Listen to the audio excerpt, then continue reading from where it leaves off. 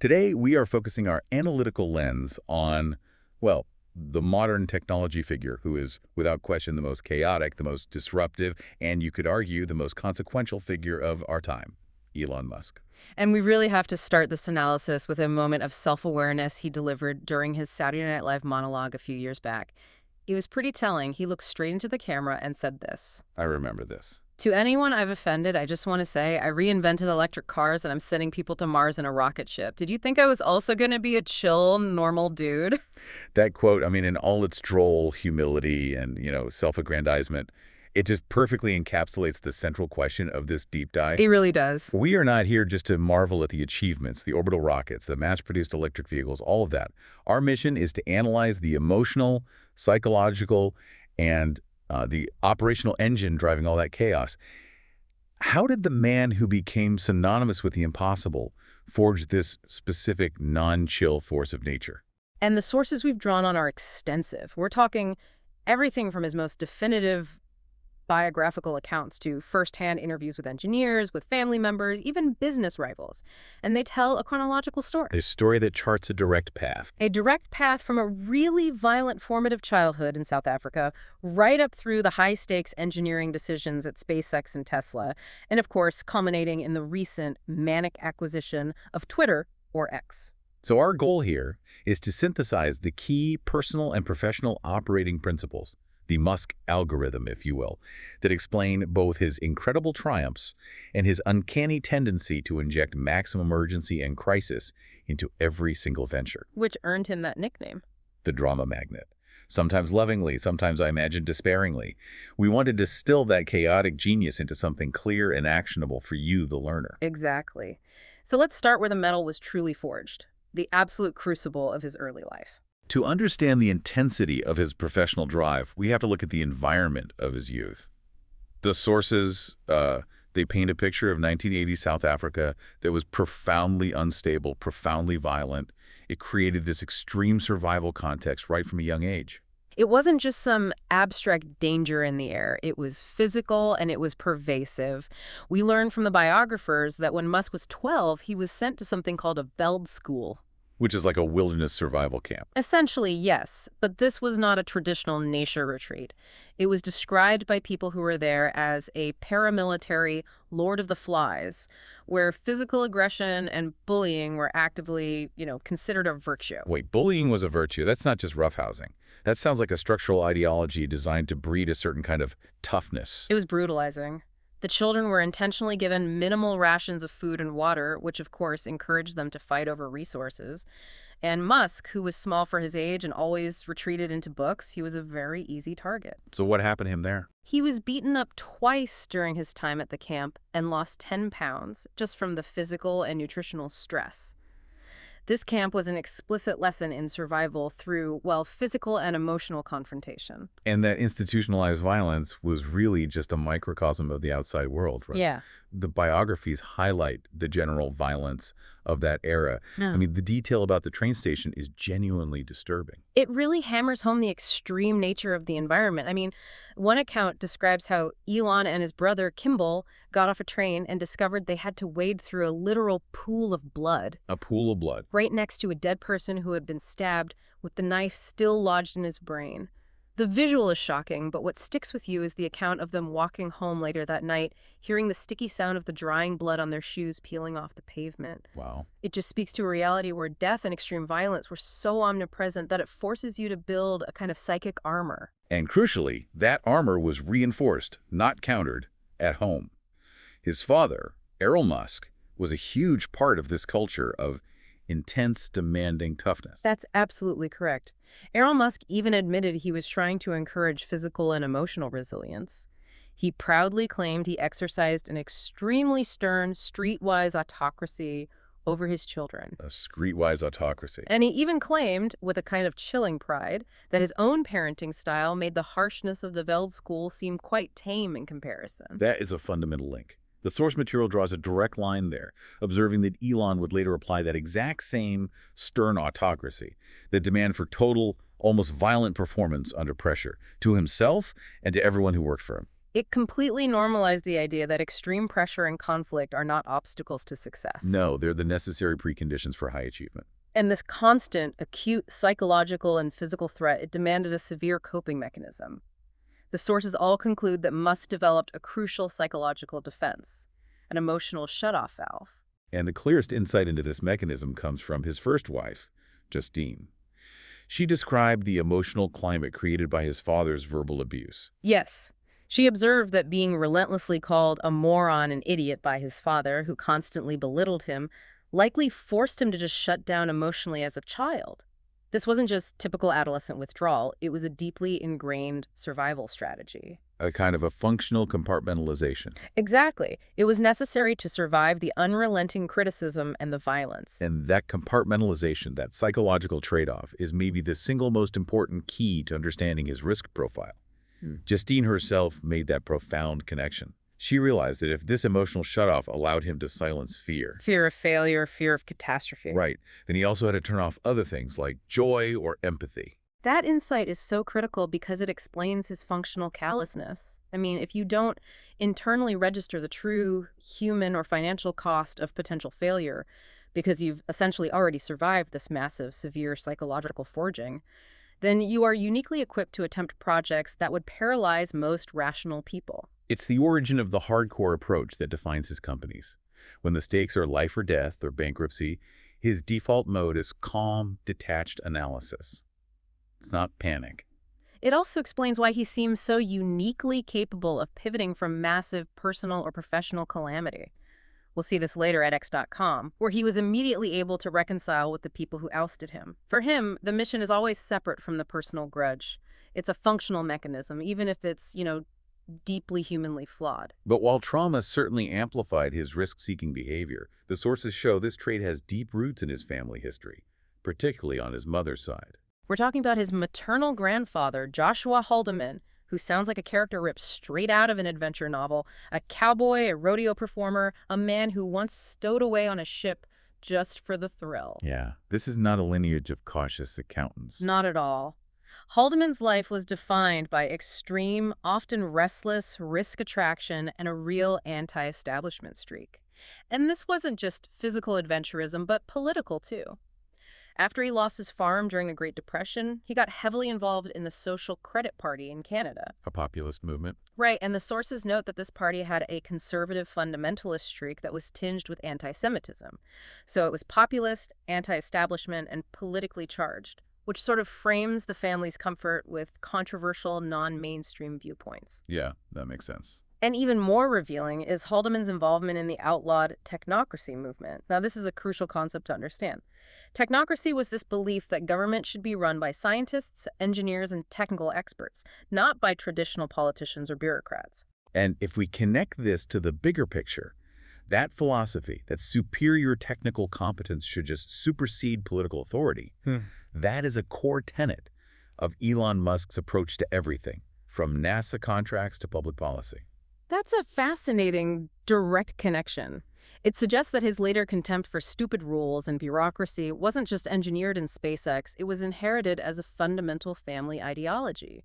He grew up believing the technical experts should rule. And that theme of constant drama and conflict, it defined his parents' relationship too. Yep. The relationship between Errol and May was perpetually intense. Unbelievably so. May discovered Errol was cheating, and her grief was so overwhelming that she cried for a week, which led her to lose 10 pounds. This weight loss, ironically, contributed to her winning a local beauty contest and becoming a Miss South Africa finalist. So even devastation often led to a paradoxical advantage in their world. It seemed to. And after the divorce, when May was struggling to raise the children, Errol predicted with utter contempt that she would be so poverty-stricken that she'd have no choice but to return to him. The takeaway is that drama, confrontation, and high stakes were just the default setting for emotional interaction. Given this chaotic, often violent external world, it's completely logical that Musk's psychological retreat was his internal intellectual world. Reading wasn't a hobby for him. It was his sanctuary. It was his primary mode of survival and learning. The sources quantify this retreat vividly. We learn that he sometimes immersed himself in reading for 9 hours at a stretch, a truly massive reading surge. 9 hours. He would wander off and just sit on the floor of bookstores and famously read both sets of his father's encyclopedias, soaking up technical and historical knowledge. He wasn't just passing time, he was actively searching for a rational framework to understand the absurd reality he was living in. And the science fiction he consumed wasn't just escapism. It fundamentally shaped his philosophical mission. Two books really stand out. First, The Hitchhiker's Guide to the Galaxy. He credits this book with helping him pull himself out of my existential depression, and it infused his serious demeanor with what he calls a dollop of droll humor, a sense that absurdity should be met with engineering solutions. And the second, more profound influence was Robert Heinlein's The Moon is a Harsh Mistress. Right. And this book, about a lunar penal colony run by a self-aware supercomputer, it explored the very question that would dominate his focus decades later. The core issue of artificial intelligence development. Will AI protect humanity, or will it become a threat? And his focus on rocketry wasn't born in an engineering lab. It was born in intellectual pursuit. He found a specific book in his father's office about future great inventions. And it happened to detail the concept of an ion thruster. He noted years later that that book is what first made me think about going to other planets. The journey began with a thought, not a blueprint. All this reading was driven by a kind of adolescent existential crisis. The sources describe him questioning the religious explanations he was given. How could water part or food just materialize out of nothing? This rejection of dogma, both religious and scientific, led him to depression and this relentless quest to figure out the meaning of life. And he eventually concluded that the only meaningful goal was to ensure humanity's long-term survival by making it multiplanetary. Okay, so the intellectual blueprint is set. The trauma-forged drive is in place. The next phase of his life, beginning with his departure from South Africa, is defined by hustling and learning that indispensable lesson. To control the product, you must have absolute control over the entire enterprise. His departure was dramatic, and it was underscored by his father's contemptuous send-off on June 11, 1989, just before his 18th birthday.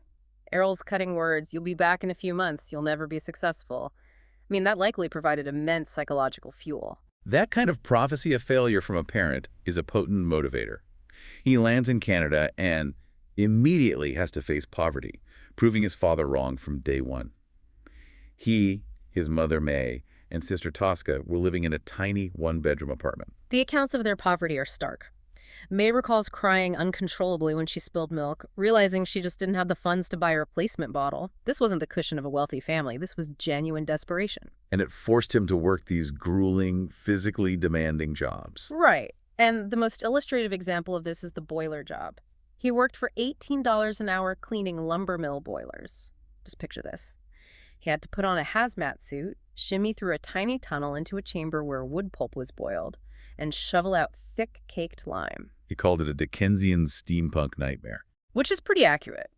He was worried constantly about the intense heat and the cramped conditions, terrified that if the person outside didn't pull him out fast enough, he would sweat himself into heat exhaustion and be trapped inside. This experience established an extremely high tolerance for physical discomfort and grueling, sustained labor. Setting the bar for the level of effort he would later expect from himself and his employees. Exactly. So when he finally entered university, he made a decision that was pretty strategic, blending his intellectual ambition with his social needs. He chose Queen's University over Waterloo. Which was technically superior for engineering. Right. And he chose Queen's because he desperately wanted a social life and, in his words, didn't want to spend his undergraduate time with a bunch of dudes. This reveals he's not a purely technical robot. He makes calculated social decisions. But the real insight from that time comes from his focus on strategy games. He became totally immersed in board and computer strategy games, honing his tactical thinking, resource management, logistics, all of which are cornerstones of running companies like SpaceX and Tesla. He was a ferocious player of games like Diplomacy and the early computer strategy title, The Ancient Art of War. And he perfected the art of strategic threat, telling opponents in his flat, logical monotone, what you're doing is not rational, you're actually hurting yourself, threatening to turn allies against them unless they complied.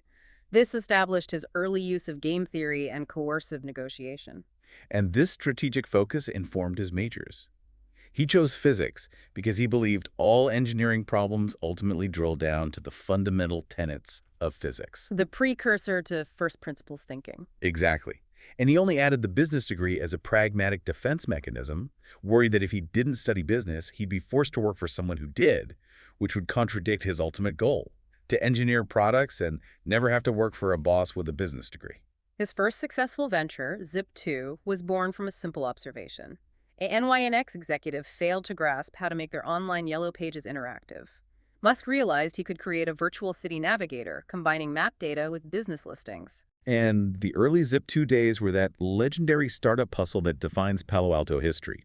He and Kimball rented a tiny office, slept on futons, showered at the YMCA. And Kimball cooked on an electric coil, and their diet was sustained by cheap Jack-in-the-Box, where Elon specifically favored the teriyaki bowl. But even in that cramped environment, the intense, conflict-driven environment of South Africa resurfaced. Fights between him and Kimball were constant. The biographers note they would often end up wrestling and punching each other in the dust. The brutality of their childhood just normalized fighting. It culminated in a serious fight where Kimball bit Elon's hand so badly that it required stitches and a tetanus shot. It was business development through physical conflict. The defining lesson of Zip2, though, was about control. When venture capitalists insisted on bringing in adult supervision, Elon was relegated to chief technology officer. He initially accepted this. Right, he thought he could focus solely on the product. But he quickly realized the fatal flaw in that arrangement. He observed that those with the business degrees, the CEO, had ultimate control over direction, hiring, finances. They could override his technical vision. And he later synthesized this lesson. I never wanted to be a CEO, but I learned that you could not truly be the chief technology or product officer unless you were the CEO. That experience created the mandate we see today. Total control is required for technical purity and product innovation. He sold Zip2 to Compaq for $307 million cash, receiving $22 million at age 27. And he immediately indulged in a giddy display of his newfound taste for wealth. He bought a classic 1967 Jaguar E-Type, which immediately broke down every week, and then the ultimate symbol of excess, a $1 million McLaren F1. Even in this moment of success, though, the source material provides a necessary corrective to his self-image. When he told a CNN reporter that the real payoff is the sense of satisfaction in having created a company, his girlfriend gently and accurately countered. She said, yes, yes, yes, but the car as well. The car, let's be honest. It just shows that even then, he was wrestling with that internal conflict between the high-minded mission and the impulsive material indulgence. His personal life during this period maintained the same high-drama energy. His courtship and subsequent marriage to Justine were defined by this combative element. She recalls him tracking her down after a party with her favorite vanilla chocolate chip ice cream cone, a gesture that signaled he just wasn't a man who takes no for an answer. And the energy between them thrived on fighting. On their wedding night, he whispered to her, I am the alpha in this relationship. This established the dynamic. Constant tension, constant validation, a constant battle for control. That combative energy wasn't limited to his marriage. It immediately defined his relationship with his partners at X.com, which merged to become PayPal. He clashed fiercely with people like Peter Thiel and Max Levchin over fundamental strategy. The clash was twofold. Strategically, Musk wanted X.com to disrupt the entire banking industry. Thiel and Levchin wanted to focus narrowly on becoming the dominant payment method for eBay. And Technically, Musk insisted on the less secure Windows NT system, while Levchin favored the Unix Linux platform. It was a battle between Musk's expansive vision and his co-founder's focus on pragmatic, secure growth. the ultimate professional betrayal came when he finally, reluctantly, took his first week-long holiday in 11 years for his honeymoon. While he was away, Thiel and Levchin orchestrated a coup and ousted him as CEO. Levchin recalls that he was genuinely concerned Musk might physically attack him when they met in a parking lot post-coup. But Musk's reaction wasn't rage, it was sadness. He just asked, "Why did you turn on me?"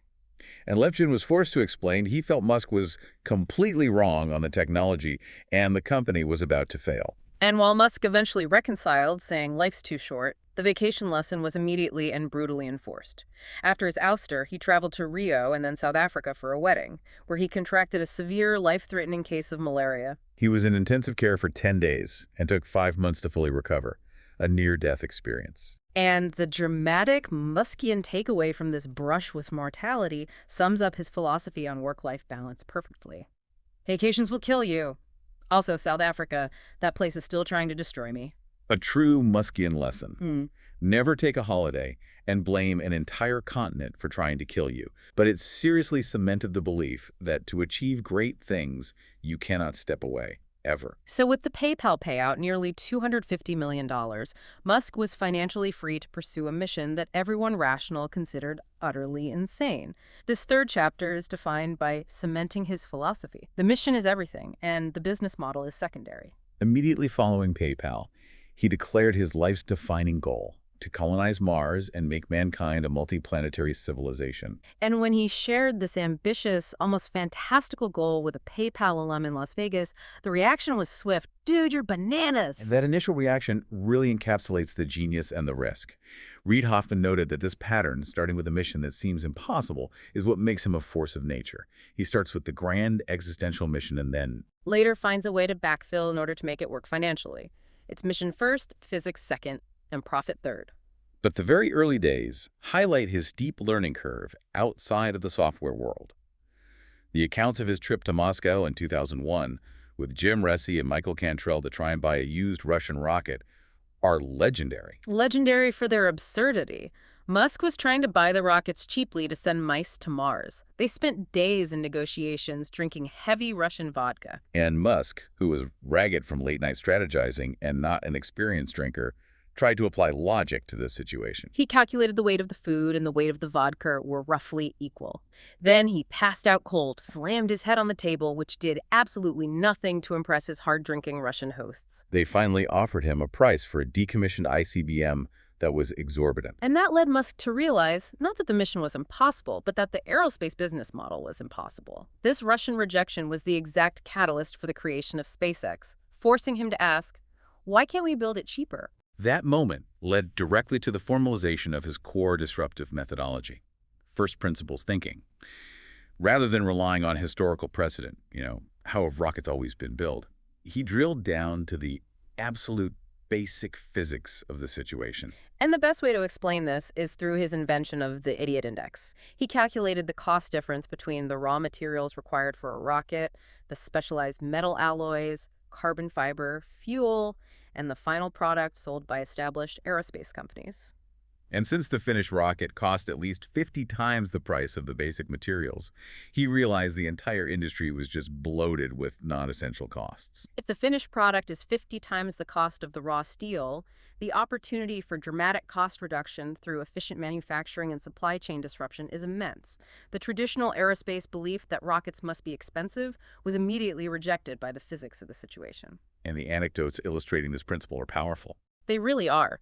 One supplier quoted SpaceX $250,000 for a valve.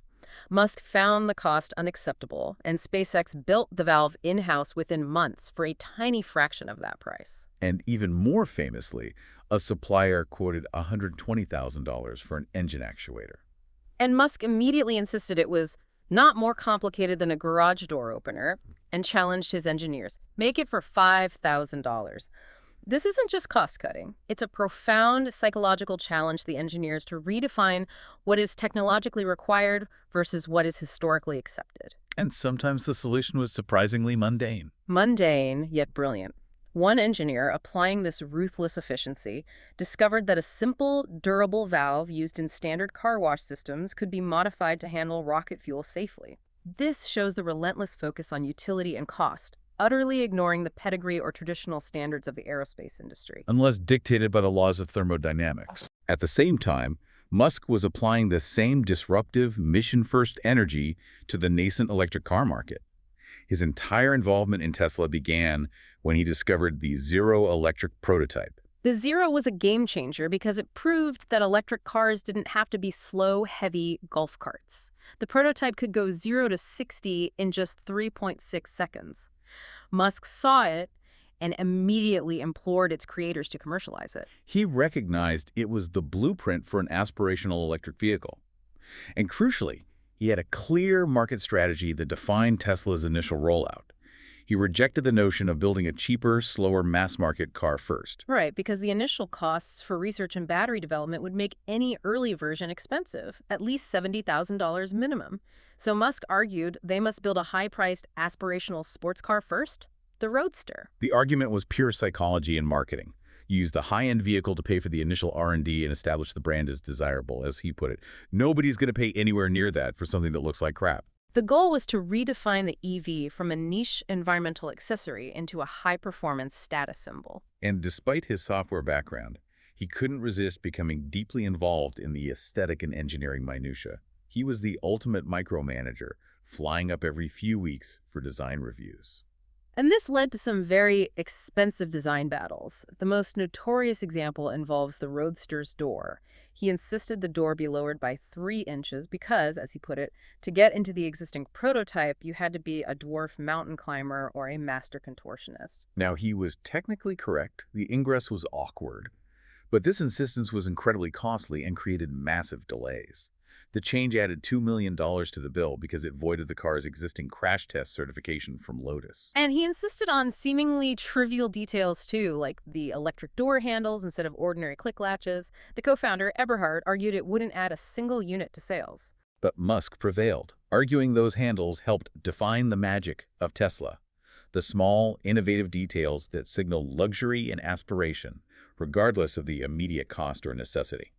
He was willing to spend millions on aesthetics if he felt it served the aspirational mission. So we have the trauma, the intellectual retreat, and the financial freedom applied to impossible missions.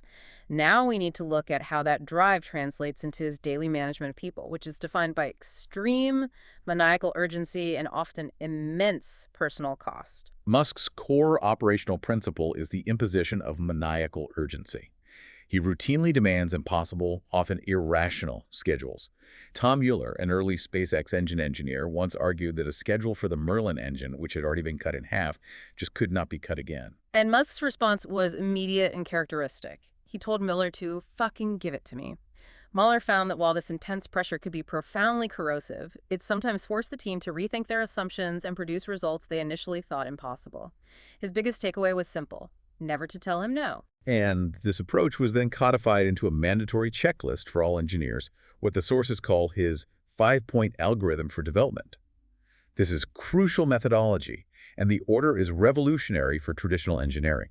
Okay, let's detail this algorithm because the sequence is everything. Absolutely. First, question all requirements. Treat military and legal specifications as recommendations. Demand to know the name of the actual person who wrote the rule, implying that only the laws of physics are immutable. Second, delete any part or process you can. If you don't have to add back at least 10% of what you deleted, you didn't delete enough. Third, simplify and optimize. This step must happen after deletion, ensuring you aren't wasting time optimizing a component that shouldn't even exist. Fourth, accelerate cycle time. Speed up the remaining simplified processes. And fifth, and this is the key distinction, automate. This comes last. Right. Why is automation, which seems like the natural goal of high-tech manufacturing, placed last? Because Musk openly admitted that trying to automate every step first, which they attempted in the early days of the gigafactories, was a huge mistake. His biggest mistake. He realized that if you automate a broken process, you just accelerate the production of bad products. You must delete and simplify first. He concluded, humans are underrated at problem-solving and improvisation in the early stages. And this intense questioning of requirements extends beyond his internal engineering teams. It's his approach to massive bureaucracies like NASA or the Department of Defense. He fundamentally distrusts inherited authority. If an engineer cited a regulation as the reason for a design choice, Musk would demand to know who the specific author of that requirement was. He wanted to understand the motive and the date of the rule, implying that most were outdated. This intolerance for inertia is what enables the shocking high-stakes improvisation we see during launch crises. It terrifies traditional aerospace veterans. During a crucial Falcon 9 launch, a storm soaked the rocket, wetting sensitive antennas on the launch pad. The required procedure would have been to roll the rocket back and delay the launch by weeks. Musk's solution. They used a store-bought hairdryer to dry the antennas right there on the launch pad. And the anecdote about the cracked engine skirt is even more illustrative of his willingness, bordering on reckless, to pivot and accept increased risk for the sake of the schedule. A final inspection revealed 2 small cracks in the engine skirt of the second stage. Traditional procedure dictated replacing the entire engine, causing a massive delay. Musk, analyzing the stress points, simply asked, "What if we just cut the skirt?" They trimmed the cracked section using a big pair of shears in less than an hour and launched on schedule. NASA personnel could only watch in disbelief because that willingness to use brute force instead of elaborate procedure separates SpaceX entirely from the traditional industry. But this relentless pursuit of efficiency takes a clear, documented human toll. The anecdote involving engineer Lucas Hughes during a review of the Raptor engine is perhaps the most visceral illustration of his management style. Hughes was presenting data on the cost of the Raptor engine's half-nozzle jacket. Musk, in full first principles mode, demanded to know the idiot index, the ratio of the raw material cost to the finished part cost off the top of his head. When Hughes provided the finished price, $13,000, but failed to immediately provide the cost of the raw steel, which Musk knew was around $200, the atmosphere instantly changed. Musk delivered a verbal execution. He told Hughes, "You have very badly failed. If you don't improve, your resignation will be accepted. This meeting is over. Done." A sudden, public, brutal threat of termination. Designed to shock the recipient into permanent vigilance regarding cost. But Lucas Hughes later left the company, noting that while the work was exciting, it didn't allow time for much else. Was that goal worth the psychological collateral damage? The sources confirmed the dual nature of this. The trauma of the threat was real, but Hughes survived and learned. The very next day, Hughes returned prepared, not just with the data for that one part, but with data on the 20 worst idiot index parts across the entire engine. And how did Musk react? He listened quietly, nodding, occasionally smiling, immediately shifting from executioner to analytical partner. The confrontation was replaced by collaboration. Hughes noted that Musk never acknowledged reaming him out the previous day. He wrestled with whether Musk even remembered the incident. Concluding, "I don't know if he internalizes those meetings or remembers them." That is the essence of the psychological defense mechanism at work, isn't it? The extreme version of Musk, fueled by that stern autocracy inherited from his father, delivered the brutal lesson. But the next day, that version is gone, and he's back to being the analytical, mission-driven engineer. The human fallout is just collateral damage he doesn't seem to register. Exactly, and the sources note that Hughes eventually found that while Raptor succeeds, it may be worth the collateral damage. The culture is one where personal trauma is traded for generational achievement. And the sources consistently attribute this to a profound emotional distance, connecting back to Justine's observation that his lack of empathy may be reasons for his success in running a business. Justine recalled one incident after her car accident where he refused to share the calamity or show empathy, making him seem completely callous. This emotional distance allows him to make utilitarian decisions rapidly without the emotional baggage. And this distance is often contextualized by Asperger's. Gwynne Shotwell, the president of SpaceX, offered a crucial perspective, noting that people like Elon with Asperger's don't take social cues and don't naturally think about the impact of what they say on other people. Shotwell clarified this position.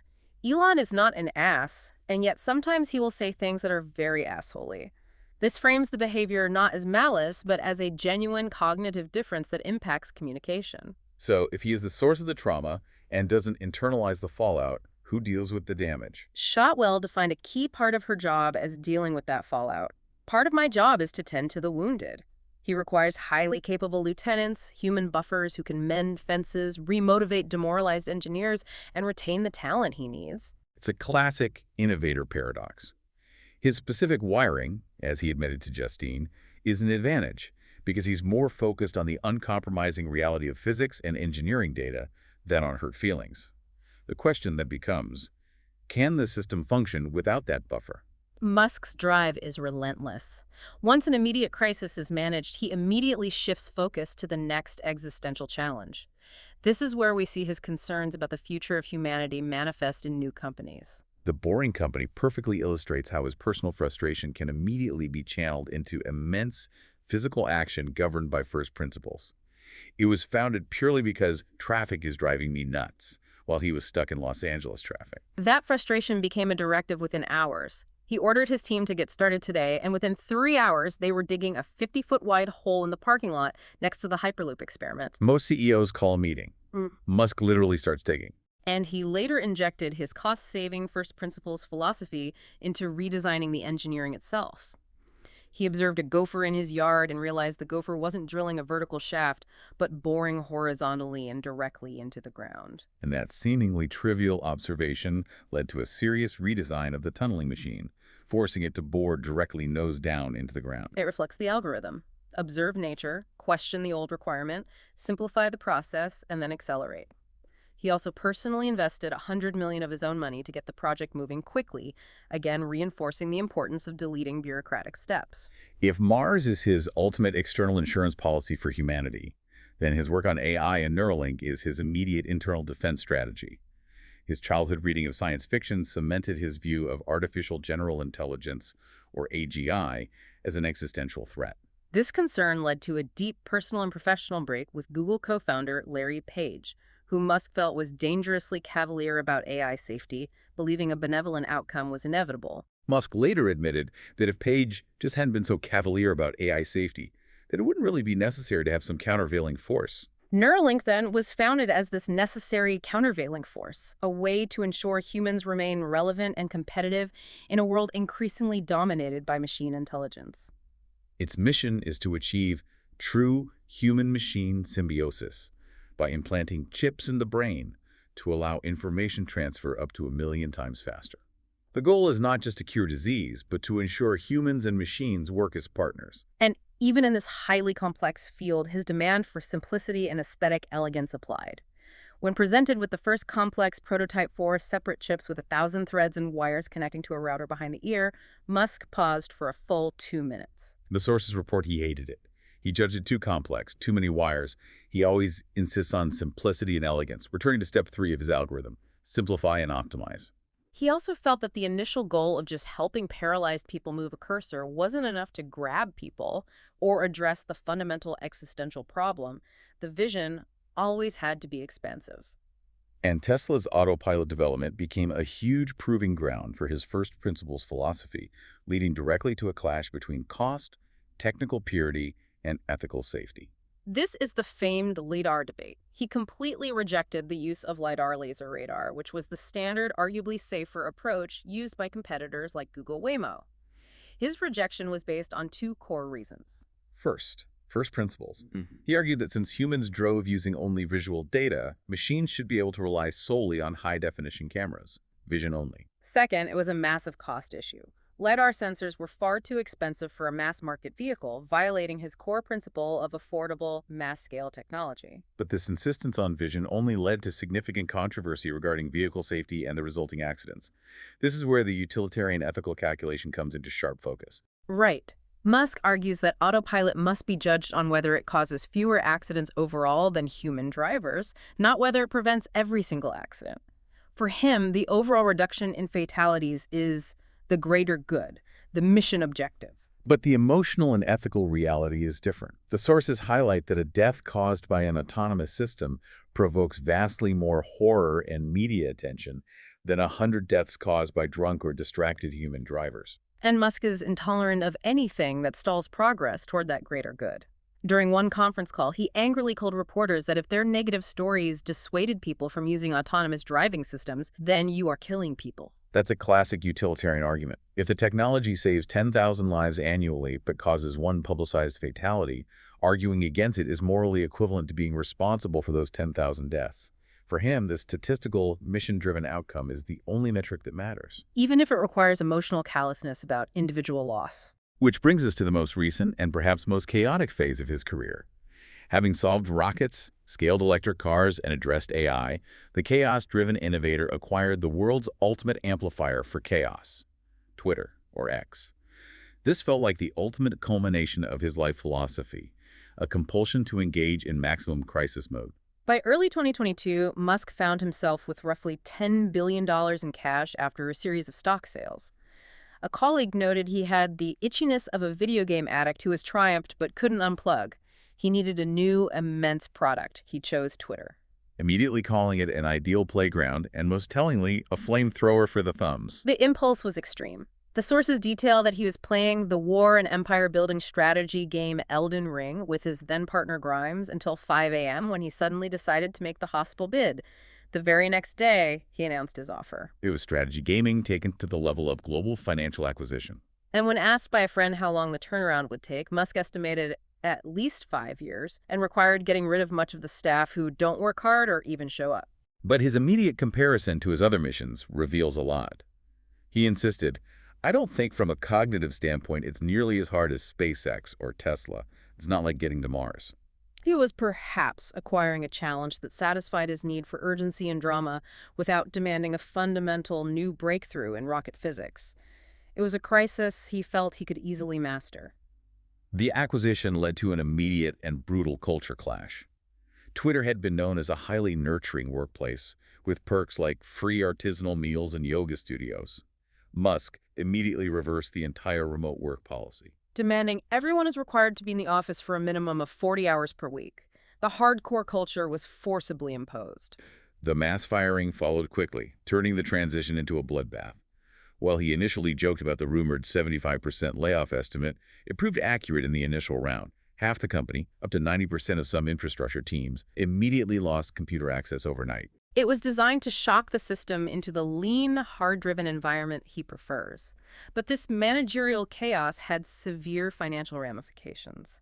Advertising accounted for 90% of Twitter's income, and that revenue began to tumble by more than half within 6 months. This was a direct result of his own controversial behavior and impulsive tweets, like his post promoting a Paul Pelosi conspiracy theory, which he later deleted and privately called one of his dumbest mistakes. Impulsive, controversial public statements undermined the platform's reliability and drove away aspirational brands that rely on a safe, predictable advertising environment.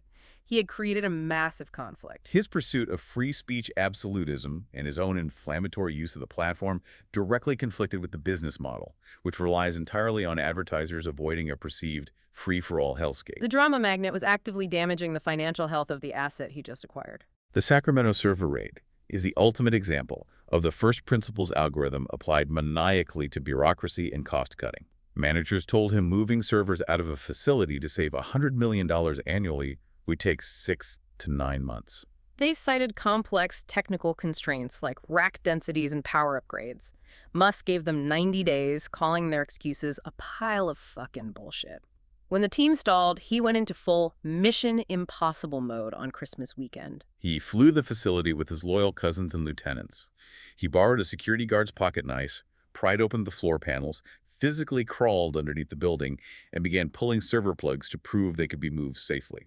This stunt was pure, physical, charismatic confrontation against bureaucratic inertia. He proved the managers wrong. The server racks, which were surprisingly on wheels, could be rolled out in days instead of months. But the execution was pure chaos. His team shocked facility managers by using store-bought straps and zero protective material to secure the mission-critical equipment. The sources report he had a mix of glee and anger that often accompanied one of his manic surges. It's the perfect synthesis of his life's lessons. Question the authority, accelerate the cycle time, and if necessary, use physical force and sheer will to prove the impossible is merely a matter of bureaucratic laziness. As we circle back, we see that Musk's operating environment is defined by this compulsive need to be in what he calls crisis mode, which he says has been the case for arguably most of my life. He finds greater comfort in constant operational warfare than in stability. His dramatic decision to sell nearly all his physical possessions, his houses, his status markers, was fueled by the external criticism, noting that the term billionaire had become pejorative. And by painful internal drama, specifically noting his daughter's rejection of him due to her anti-capitalist ideology. He tries to purge himself of external vulnerabilities, clinging only to the mission. The underlying thesis woven through all our sources is that his life is an admixture of historically transforming achievements, landing orbital boosters, leading the EV transition, alongside wild flameouts, broken promises, and arrogant impulses. The massive successes and the massive failures are two sides of the same inseparable package. That leads to the final philosophical dilemma posed by his biography. Is being unfulfilled, untethered, and constantly in crisis mode integral to his ability to achieve what others deem impossible? Could you truly get the Falcon 9, the Starship program, and the global transition to electric vehicles without accepting all the accompanying chaos? The Hughes reaming, the Sacramento server raid, the compulsive acquisition of Twitter, and the erratic high-pressure drama that surrounds him. The sources strongly suggest that these characteristics, the callousness, the impossible demands, the risk addiction, are not unfortunate bugs in the system, but core features required for this specific level of disruptive technological transformation. It leaves us with the ultimate provocative question. Is the price the world pays for this kind of accomplishment? Namely, having to deal with the person doing it, hinged and unhinged. A price that is ultimately worth paying for the sake of the future.